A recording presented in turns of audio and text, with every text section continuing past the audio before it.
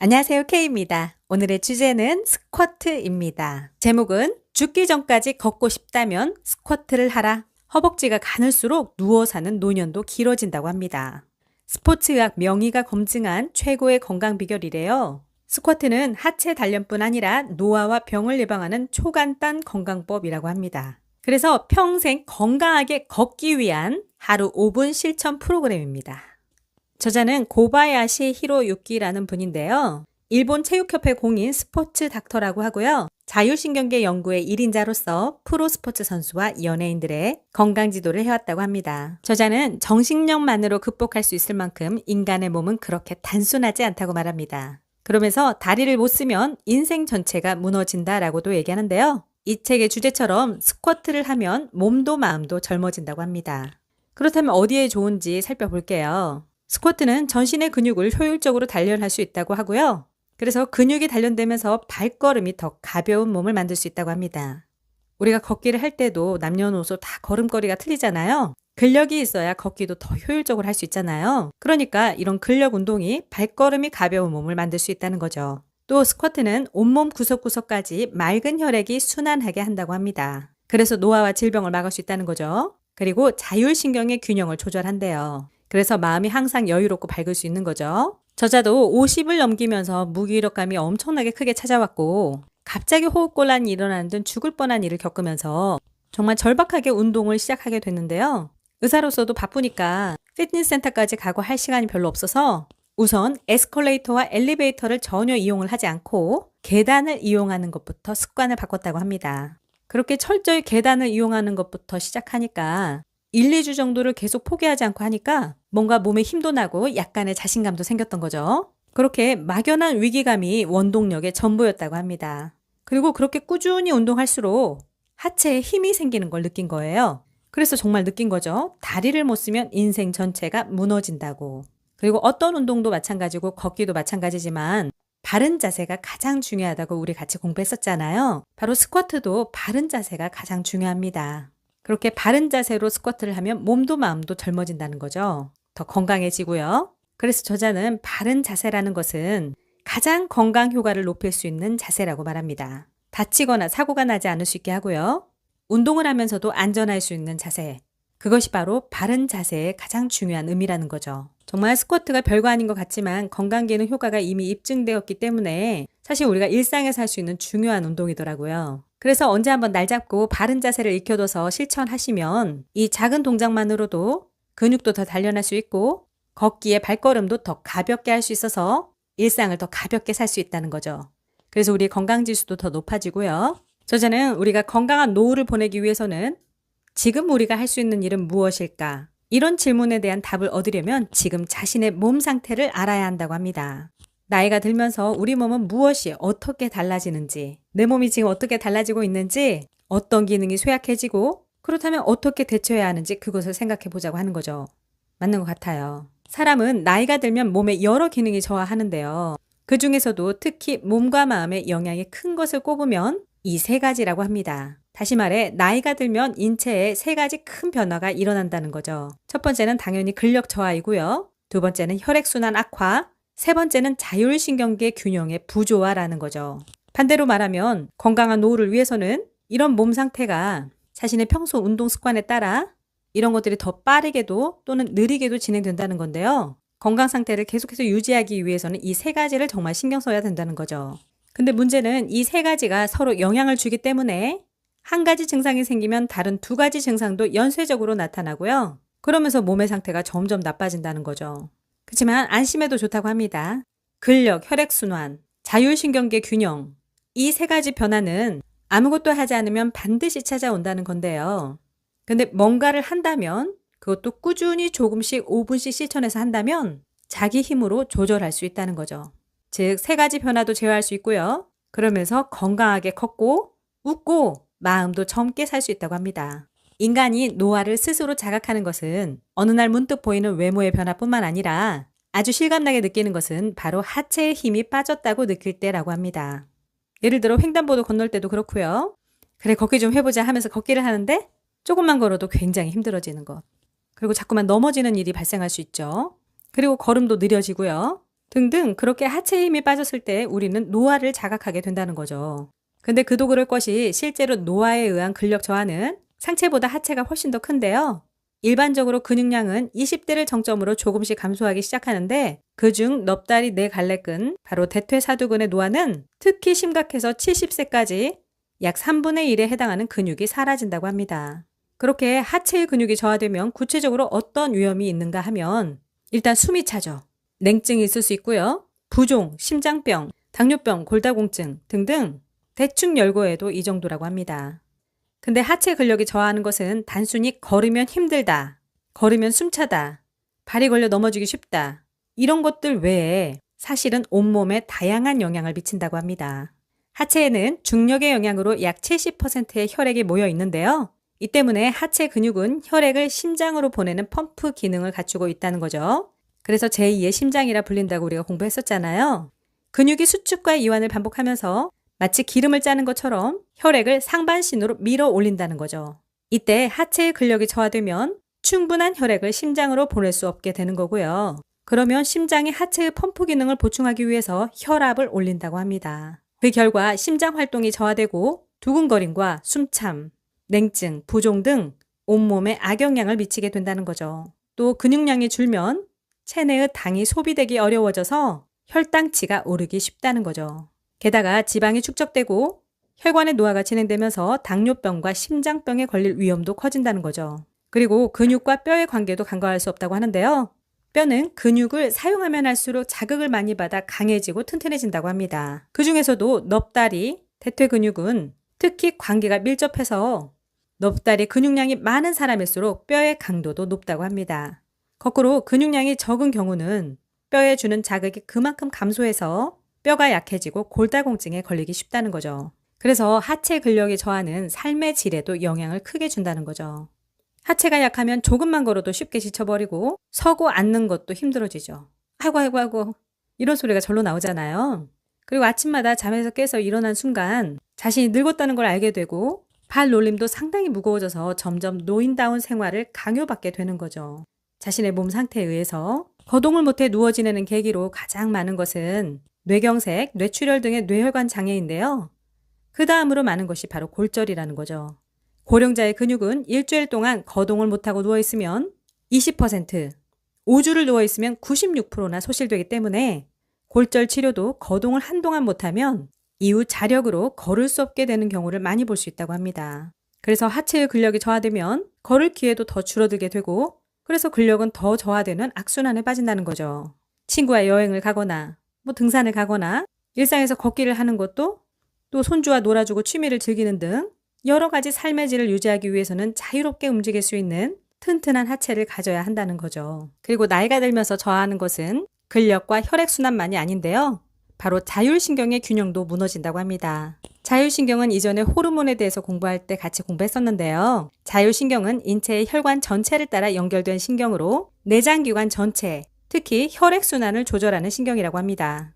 온몸의 세포에 산소와 영양을 공급하는 것이 건강의 핵심이라고 하는데요. 따라서 혈액순환을 조절하는 자율신경의 균형을 유지하는 것은 건강을 지키기 위해 반드시 필요하다고 합니다. 또 자율신경은 혈액의 흐름을 조절하는 것 외에 체온 조정, 위장운동, 면역 등도 관장한다고 합니다. 뇌에서 명령을 받지 않고 독자적으로 기능할 수 있는 인체의 중요한 생명유지 장치라는 거죠. 그런데 이런 활동이 나이를 먹을수록 둔해진다는 건데요. 남성은 30세, 여성은 40세를 경계로 자율신경을 구성하는 두 가지 신경인 교감신경과 부교감신경의 균형이 깨지고 이후 10년마다 15%씩 활동이 저하된다고 합니다. 자율신경의 균형이 무너지면 혈액순환이 나빠지는 것은 물론 몸과 마음에 여러 가지 문제가 발생하기 쉽대요. 먼저 면역력이 떨어지고요. 당뇨병, 고혈압, 전신의 권태감, 두통, 어깨결림, 두근거림, 부정맥, 불면증, 변비, 잦은 짜증, 집중력 저하 이런 것들인데요. 자율신경은 온몸에 퍼져 있는 신경이기 때문에 이상이 생기면 그 여파가 전신에 미친다는 거죠. 한마디로 건강의 질, 인생의 질이 저하된다는 거죠. 그런데 자율신경이 균형을 이루면 몸, 뇌, 마음의 상태가 모두 좋아진다는 거죠. 그래서 건강을 생각할 때 자율신경의 균형은 매우 중요하기 때문에 좀 더 자세히 알아보자고 합니다. 자동차에 비유하면 교감신경은 엑셀레이터로 교감신경의 활동이 활발해지면 혈관이 수축해 혈압이 상승한다고 합니다. 기분은 고양되거나 안절부절 못하고 들뜬 상태가 된다는 거죠. 거기에 절박한 상황까지 처하게 되면 평소에는 상상할 수 없는 엄청난 힘이 나오는 경우가 있는데 그것은 교감신경이 극도로 높아진 상태일 때라고 합니다. 부심피질에서 아드레날린이 분비되면 뇌의 한계를 벗어나 평소에는 20%밖에 사용하지 않는 근력을 100%로 사용할 수 있게 되기 때문이래요. 우리가 위기나 위험에서 엄청난 기적 같은 힘을 발휘할 때가 있잖아요. 그게 바로 평소에 20%밖에 사용하지 않는 근력을 100%로 사용할 수 있게 하는 교감신경이 극도로 높아진 상태라는 거죠. 반면에 부교감신경은 브레이크라고 할 수 있대요. 부교감신경의 활동이 활발해지면 몸은 긴장을 푼 상태가 되고 마음은 평온해지죠. 혈관은 적당히 느슨해져서 혈압이 저하되고요. 그래서 교감신경과 부교감신경 모두 높은 수준으로 활발하게 작용할 때 그런 상태를 유지해 갈 때가 몸과 마음이 가장 좋은 상태가 된다는 거죠. 교감신경과 부교감신경은 항상 균형을 맞추는데요. 시소처럼 한쪽이 올라가면 다른 한쪽은 내려가는 방법으로 그렇게 균형을 맞추는 것이 아니고 교감신경이 10 수준으로 작용하면 부교감신경도 똑같이 10 수준으로 작용하는 것이 이상적이라고 합니다. 자율신경이 높은 수준으로 균형을 이루면 교감신경과 부교감신경이 번갈아 혈관을 수축하고 이완한다는 거죠. 혈관이 힘차게 움직이면 혈액순환이 잘 되고 온몸의 세포에 산소와 영양이 골고루 공급되면서 컨디션이 좋아지죠. 거기에 뇌에 산소와 영양이 충분히 공급되면서 의식도 양호하게 유지된다고 합니다. 높은 집중력과 직감력이 생기고 마음은 차분해지지만 그렇다고 멍하니 있는 것은 아니라는 거죠. 다시 말해 자율신경의 균형을 이루면 몸, 뇌, 마음이 최적화를 이루고 최고의 효율을 발휘할 수 있게 된다는 거죠. 근데 자율신경의 균형을 양호하게 유지하는 핵심은 부교감신경을 활성화하는 것이라고 합니다. 매일 바쁜 생활을 보내면서 스트레스 과다 상태인 현대인은 교감신경이 항진되어 있기 때문에 자율신경의 균형은 주로 부교감신경이 오르내리는 것으로 유지된다고 합니다. 근데 이런 부교감신경의 기능이 나이와 함께 저하된다는 거죠. 균형이 조금씩 깨지는 거예요. 이런 부교감신경은 나이 이외에도 운동 여부, 마음의 상태, 수면의 질, 외부 환경 등 여러 요인으로 하루 사이에도 빠르게 변동한다고 합니다. 그래서 이렇게 변동이 심한 부교감신경의 정도를 의식적으로 활성화해야만 자율신경의 균형을 조절해서 최고의 건강을 얻을 수 있다는 거죠. 근데 이런 부교감신경을 활성화하는 스위치가 있다고 합니다. 바로 호흡이래요. 부교감신경을 활성화하는 최대 포인트는 바로 호흡이라는 거죠. 부교감신경 자체를 조절할 수는 없지만 부교감신경과 호흡은 이어져 있기 때문에 의식적인 호흡을 통해 간접적으로 부교감신경을 조절할 수 있다는 거죠. 호흡은 깊은 호흡을 할수록 부교감신경이 강화되는 거고요. 깊은 호흡을 하면 목 부위에 있는 압수용체라는 부교감신경을 활성화하는 스위치가 반응하기 때문이라고 합니다. 그래서 깊게 호흡함으로써 부교감신경을 활성화하는 스위치가 켜지고 혈액순환이 활발해져서 심신의 컨디션이 좋아진다고 합니다. 그래서 이렇게 호흡과 부교감신경은 연결되어 있기 때문에 깊은 호흡을 한다. 그러면 자율신경이 균형을 이룬다. 그러면서 혈액순환이 좋아진다. 그리고 이 흐름은 그 반대로도 성립이 된다는 거죠. 그래서 혈액순환이 좋아지면 또 자율신경의 균형도 조절되고 호흡도 깊어진다는 거죠. 정말 신기하게도 인간의 몸은 독립된 기관의 집합체가 아니라 모든 것이 연동해 작용하는 하나의 생명체라는 거죠. 그래서 서로 영향을 주는 것은 당연하다는 거죠. 그래서 스쿼트는 전신의 근육을 효율적으로 단련할 뿐만 아니라 온몸 구석구석까지 맑은 혈액이 순환하게 하고 자율신경의 균형도 조절한다는 거고요. 거기에 알면 알수록 더욱 놀라운 스쿼트의 효과가 있는데요. 스쿼트 하나로 전신의 근육을 단련할 수 있고 체지방을 연소하고 힘이 넘치고 활기차게 되고 허리 통증도 막아주고 혈액순환이 개선되어 쉽게 질병에 걸리지 않게 되고 혈액순환을 향상해 냉증을 개선하고 어깨 결림, 목 결림이 사라지고 치매를 예방하고 자율신경의 균형을 조절하고 면역력을 높이고 상승 효과로 더욱 건강해지는 거죠. 그러면서 장을 움직여 변비에 효과적이고 변실금을 예방하고 요실금을 예방하고 운동으로 몸에 작은 스트레스를 주면서 그렇게 건강해질 수 있다는 거죠. 그러면서 스쿼트로 몸도 마음도 뇌도 젊어질 수 있다는 거죠. 우리의 온몸 근육의 60%는 바로 하체에 있다고 합니다. 그래서 스쿼트를 하는 것만으로도 효율적인 근육을 60%나 단련할 수 있다는 거죠. 그래서 제대로 배운 스쿼트 동작 하나만으로도 그것을 매일매일 한다면 우리 몸의 60%의 근육을 단련하는 거라는 거죠. 우리가 스쿼트를 할 때 허벅지, 다리, 엉덩이, 허리의 근육만 사용하는 게 아니라 발바닥, 발등, 가슴, 목의 근육도 함께 사용한다는 거죠. 그래서 이렇게 별거 아니게 보이는 스쿼트를 하는 것만으로도 온몸의 근육을 단련할 수 있다고 해도 과언이 아니라는 거죠.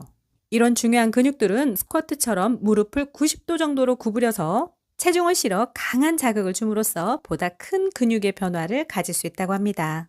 이런 스쿼트를 제대로 익혀서 매일매일 꾸준히 하면 체지방도 연소시켜 주는데요. 저자는 허리둘레 지방과 늘어진 체형이 신경 쓰이는 분들은 이상적인 체중, 바로 건강 체중으로 돌아갈 수 있도록 노력해야 한다고 하는데요. 그럼 이상적인 체중은 뭐냐면 바로 자신이 가장 건강했을 때의 체중이 자신의 이상적인 체중이라고 합니다. 그래서 자기 몸은 본인 스스로가 가장 잘 알기 때문에 학창 시절이 가장 건강했다면 그때의 체중을 목표로 감량하자고 합니다. 그리고 살을 잘 빼기 위해서는 우리가 기초 대사량을 늘려야 하잖아요. 살이 잘 빠지는 체질이 바로 기초 대사량이 높은 사람이고 또 먹어도 살이 안 찌는 체질이 바로 기초 대사량을 높인 사람들이잖아요. 그렇다면 기초 대사량을 높이기 위해서는 어떻게 해야 하나? 저자는 하체 근육을 단련하라고 합니다. 그럼 하체 근육을 단련하기 위해서 무엇을 해야 하죠? 바로 걷기를 하면 되죠. 거기에 스쿼트를 하면 된다는 거죠.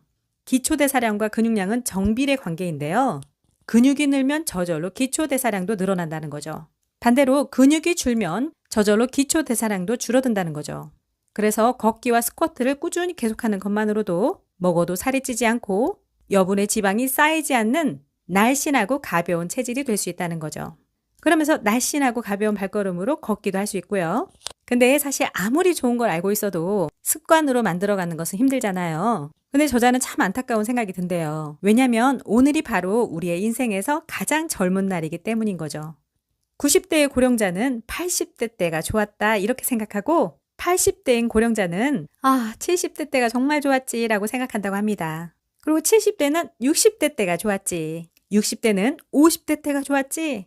50대는 40대 때가 좋았지. 과거를 돌아보면 오늘이 인생에서 가장 나이 들고 늙은 날이지만 미래를 생각하면 오늘이 가장 젊은 날이라는 게 맞는 거죠. 그래서 이런 사고방식은 매우 중요하다고 합니다. 저자는 많은 사람이 자신의 가능성을 잘 알지 못한다고 합니다. 정확히 말하면 가능성을 깨달을 만큼 몸을 쓰지 않는다고 합니다. 평소 몸을 거의 쓰지 않는 사람들이 많기 때문에 무리하지 않는 선에서 몸을 움직이면서 몸을 써간다면 일주일마다 몸은 서서히 달라질 것이라고 합니다. 저자도 절박한 상태에서 일상 운동 습관들을 들여갔지만 자신이 정말 집중해서 하니까 일주일만 해도 큰 변화를 실감했다고 해요. 다리에 힘이 생기기 시작하고 정신적으로도 다시 자신감이 들었다는 거죠. 저자는 건물의 7층까지 엘리베이터를 타지 않고 계단으로 올라가는데요. 처음에는 2층이나 3층만 올라가도 기진맥진했는데 지금은 7층까지 어렵지 않게 올라갈 수 있게 되었다고 합니다. 그야말로 하루 5분, 10분 근력 운동, 바로 근육 연금을 부으니까 근력 향상이 정말 이루어진 거네요. 횡단보도를 건널 때도 예전과 완전히 다르다고 합니다. 발이 꼬이지 않고 가벼운 발걸음으로 건널 수 있다는 거죠. 만사 귀찮아하던 저자가 스쿼트를 지속할 수 있었던 그것은 스쿼트가 간단하기 때문이라고 합니다. 스쿼트는 소요 시간은 약 5분 정도, 필요한 공간은 그냥 앉았다 일어났다 할 수 있는 정도, 그리고 언제 어디서든 시간이든 장소에 구애받지 않고 할 수 있기 때문에 너무 좋다고 합니다. 그리고 매일 근무를 하면서도 잠깐 짬을 내서 스쿼트를 한다는 거죠. 그리고 스쿼트의 아주 놀라운 효과들을 많이 말씀드렸었는데요. 그거는 건강적인 효과이고요. 그리고 다른 좋은 점들도 너무 많다고 합니다. 진짜 해본 사람만이 다 아는 거죠, 항상. 걷기도 그렇고 스쿼트도 그렇고 다른 어떤 운동이든지 간에 해본 사람만이 알잖아요. 근데 이거는 맨손 운동이니까 얼마나 좋아요. 그리고 무엇보다 큰 장소가 필요한 게 아니잖아요. 그냥 딱 앉았다 일어섰다 할 수 있는 내 근무 공간에서도 가능할 수 있다는 거죠. 저자는 스쿼트가 건강에 다양한 효과를 주는 것뿐만이 아니라 다른 효과들도 준다고 하는데요. 바로 스쿼트를 하면서 천천히 몸을 움직일 수 있기 때문에 생각도 천천히 할 수 있고요. 깊은 호흡으로 스쿼트를 하면 문득 아이디어가 떠오르고 생각이 정리되는 효과도 얻을 수 있다는 거죠. 또 피로를 느낄 만큼 힘든 운동이 아니기 때문에 잠깐 일을 하다가도 할 수 있고 또 스쿼트를 하고 나서 바로 일을 할 때도 일하는데 체력도 충분히 유지할 수 있다는 거죠. 그리고 저자는 심기체가 아니라 체기심이 중요하다고 합니다. 우리가 뭔가를 해보려고 해도 마음은 먹었어요. 근데 몸이 안 따라줘요. 이런 것들은 많은 사람들이 다 느끼거든요. 체력이 안 따라주는 거죠. 힘들기만 하고 힘드니까 재미도 없고. 그래서 마음이 먼저가 아니라는 거예요. 우리가 무언가를 할 때 가장 앞에 오는 것은 사실 마음이 아니라 몸이라고 합니다. 아무리 강한 신념이 있어도 체력이 따라주지 않으면 아무것도 할 수가 없게 되는 거고요. 아무것도 하고 싶지 않게 되는 거죠. 또 지속적으로 이어지지 않을 수 있고요. 그런데 몸이 건강하면 뭐든 할 수 있다는 마음이 자연스럽게 든다고 합니다. 정말 맞죠? 그리고 그 몸에서도 하체가 건강하면, 하체의 근육이 탄탄하면 난 뭐든 할 수 있어. 그런 생각의 힘, 마음의 힘도 자연스럽게 따라온다는 거죠. 그래서 심기체가 아니라 체기심이 맞다라는 거죠. 그게 더 중요하다는 거죠. 그렇게 우리는 걷기와 스쿼트, 맨손 운동 등으로 습관만으로도 우리가 몸을 단련하게 되면 마음의 힘, 정신의 힘, 이것도 같이 커지고요. 그러면서 활력과 에너지도 스스로 얻는다는 거죠. 그리고 저자는 스쿼트를 할 때 항상 자신의 미래를 상상하라고 합니다. 10년 후, 20년 후, 30년 후에 나 자신이 건강하게 스쿼트하는 모습을 그려보래요. 그리고 자신이 가장 건강한 체중, 체력, 그것을 만들어가는 자신의 모습을 상상하라는 거죠. 그래서 살다 보면 기분이 가라앉을 때도 있지만 하루 한 번이라도 10년 후, 아니요 1년 후부터 하죠. 1년 후, 3년 후, 5년 후. 그렇게 해서 10년, 20년, 30년 후에 자신을 생각하는 것은 매우 중요하다고 합니다. 그래서 미래의 자신, 내가 어떤 모습이었으면 좋겠는지 먼저 상상해보고 그런 자신의 모습이 담겨있는 사진 그렇게 시각화하고 그리고 항상 상상하면서 걷기나 스쿼트를 한다면 우리는 더 즐겁고 힘이 나게 할 수 있다는 거죠. 그래서 오늘부터 새로운 역사를 만들려고 합니다. 1년 후, 2년 후, 3년 후 그 미래의 나를 만나기 위해서 그렇게 마음이 설레는 경험은 그 사람에게 새로운 역사가 된다고 합니다. 저자는 스쿼트의 10가지 수칙을 알려줬는데요. 같이 한번 생각해 볼게요. 수칙 1. 매일 아침 저녁으로 한다. 오늘의 작은 실천이 내일의 활력이 된다는 거죠. 수칙 2. 천천히 한다. 천천히 호흡하면서 4초에 걸쳐 내려가고 다시 호흡하면서 다시 4초에 걸쳐 올라오는 것을 기본으로 하라고 합니다. 수칙 3. 무릎은 90도보다 깊이 구부리지 않는다. 특히 초보자들은 이런 부분에 유의해야 되겠죠. 안 그러면 너무 깊이 구부리면 무릎 통증의 원인이 되니까요. 수칙 4. 허벅지에 의식을 집중한다. 우리의 근육은 참 신기하게도 뇌가 의식한 근육을 실제로 움직이면 효과가 높아진다고 합니다. 와, 정말 맞는 것 같아요. 수칙 5. 허리를 구부리지 않는다. 엉덩이와 머리를 바닥과 수직으로 유지하는 거죠. 구부정한 자세 아닙니다. 허리를 구부리지 않는 것은 깊이 호흡하기 위해서 아주 중요하다고 합니다. 수칙 6. 내려갈 때 숨을 내쉬고 올라올 때 숨을 들이마신다. 내려갈 때 입으로 내쉬는 거죠. 올라올 때는 코로 들이마시는 거죠. 호흡이 중요하다고 했잖아요. 걷기도 스쿼트도 호흡이 아주 중요합니다. 수칙 7. 식사 전에 한다. 위장이 쉬는 동안에 해야 몸에 부담을 주지 않는 거죠. 수칙 8. 샤워나 목욕 전에 한다. 샤워나 목욕을 하면 부교감신경이 활성화되어서 졸음이 오죠. 그러면 실천하기 어렵기 때문에 샤워나 목욕 전에 하라고 합니다. 수칙 9. 넉넉한 옷을 입는다.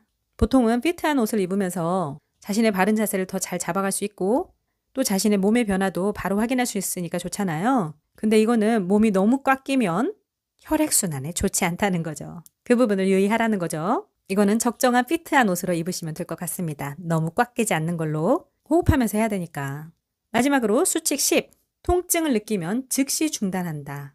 정말 무리하지 말라는 거죠. 자신의 몸의 상태를 지켜보면서 꼭 모니터링 하면서 필요하다면 보조기구를 사용한 가벼운 강도에서 단계적으로 올려갈 수 있다는 거죠. 처음부터 너무 무리하면 다칠 수가 있거든요. 항상 운동은 양날의 검이 있죠. 몸에 좋기도 하면서 부상을 당할 수도 있죠. 바른 자세로 하지 않고 준비 운동이나 마무리 운동을 하지 않으면 다칠 가능성이 더 높아지잖아요. 그래서 항상 안전이 최우선이다. 이것을 잊지 마시기 바랍니다. 그래서 안전하게 단계적으로 높여가는 것, 그것이 가장 중요하겠습니다. 이렇게 해서 우리의 체지방도 연소시켜주는 스쿼트. 매일매일 할수록 우리의 하체 근육을 단련할 수 있고 그러면서 60%의 근육도 단련해 갈 수 있는 거죠. 그렇게 근력이 강화될수록 우리의 기초대사량도 높아집니다. 그러면 살도 더 잘 빠지는 체질, 먹어도 살이 안 찌는 체질, 그런 체질로 만들어 갈 수 있는 거죠. 그래서 자신이 만나고 싶은 미래의 모습을 상상하면서 그러면서 너무 무리하지 말고 내 몸을 모니터링하면서 안전하게 해나가시기 바랍니다. 지금까지 K였습니다. 구독과 좋아요 알림 버튼 감사합니다. 다음 영상에서 또 만나요. 제발 안녕.